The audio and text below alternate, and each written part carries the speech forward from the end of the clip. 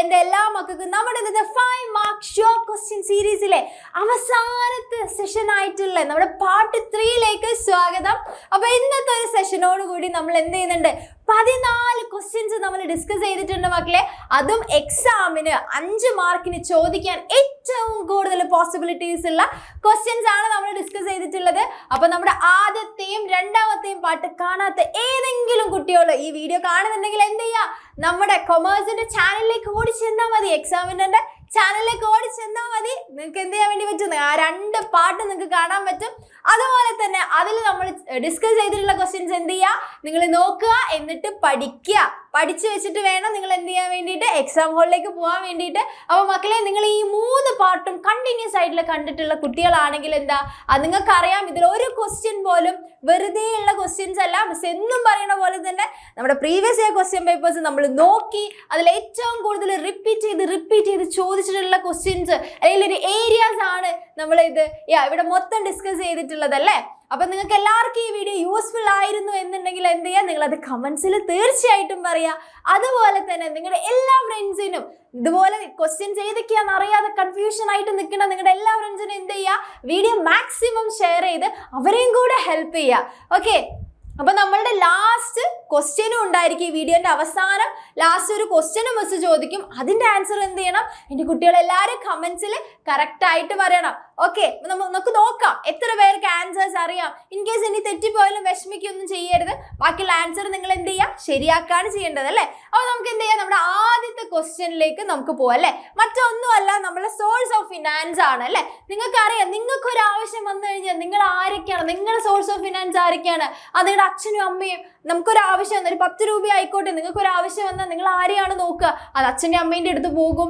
അല്ലെങ്കിൽ നിങ്ങൾക്ക് ഇപ്പോൾ ജോലി ചെയ്യുന്ന സിബ്ലിങ്സ് ആരെങ്കിലും ഉണ്ടെങ്കിൽ അവരുടെ അടുത്ത് പോകും. പിന്നെ നമ്മുടെ സോഴ്സ് നേച്ചർ നോക്കിയിട്ട് നിങ്ങൾക്ക് ഇപ്പോൾ ഇപ്പം നിങ്ങളുടെ അച്ഛനും അമ്മയ്ക്കാണെങ്കിൽ തന്നെ വലിയൊരു ഫണ്ടിന്റെ ആവശ്യമൊക്കെ ആണെങ്കിൽ, ഒരു ലോങ് ടേമിലേക്കുള്ള ഫണ്ട് ആണെങ്കിൽ എന്ത് ചെയ്യും, അതിൻ്റെതായുള്ള രീതിയിൽ വേറെ രീതിയിലുള്ള ഫണ്ട് ജനറേറ്റ് ചെയ്യാനാണല്ലേ നോക്കുക. നമ്മൾ ബാങ്കിൽ പോവുക, അല്ലെങ്കിൽ നമ്മുടെ FD ഉണ്ടെങ്കിൽ അത് നമ്മൾ വിഡ്രോ ചെയ്യുക. അങ്ങനെ പല സോഴ്സ് ഓഫ് ഫണ്ട്സിലൂടെ ആയിരിക്കും നമ്മൾ എന്ത് ചെയ്യുക, നമ്മുടെ ആവശ്യങ്ങൾ നമ്മൾ നടത്തുക അല്ലെ. അതുപോലെ തന്നെ നമ്മുടെ ബിസിനസ്സിന് എന്തുണ്ട്, ആവശ്യങ്ങളുണ്ട്.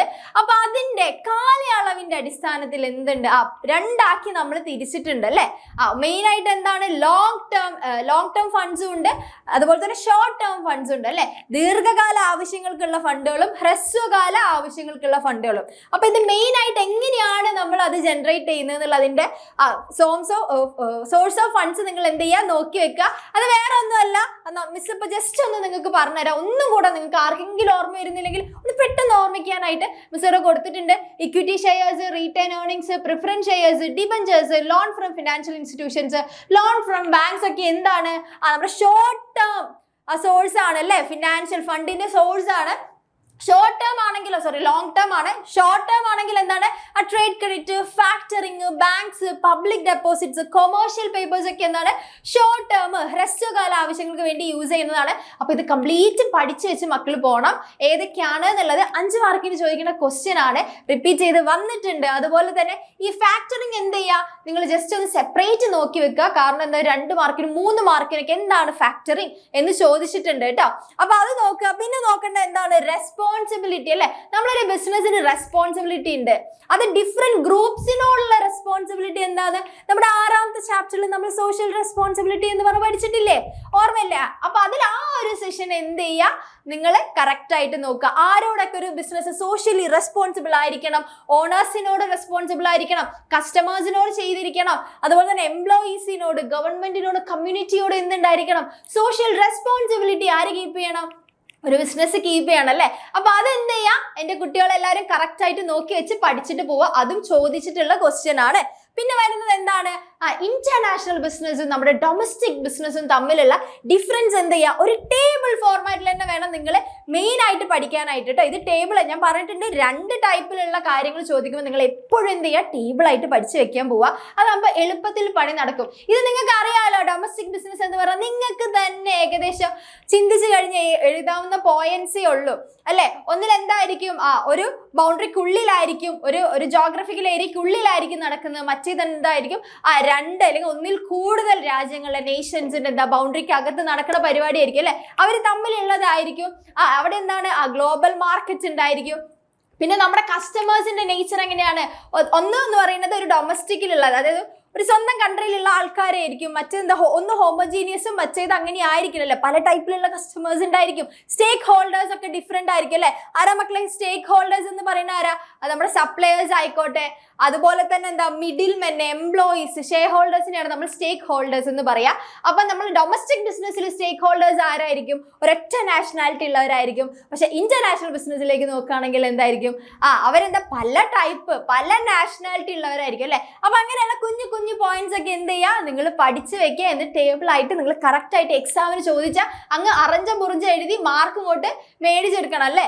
പിന്നെ അടുത്തതിൽ ചോദിക്കാൻ പോസിബിലിറ്റി ഉള്ള ഒരു ഏരിയ എന്ന് പറയുന്നത്, നിങ്ങൾ നേരത്തെ പഠിച്ചിട്ടുള്ള സോഷ്യൽ റെസ്പോൺസിബിലിറ്റീൻ്റെ അകത്ത് തന്നെ അതിന്റെ ആർഗ്യുമെന്റ്സ് ചോദിക്കൂ കേട്ടോ.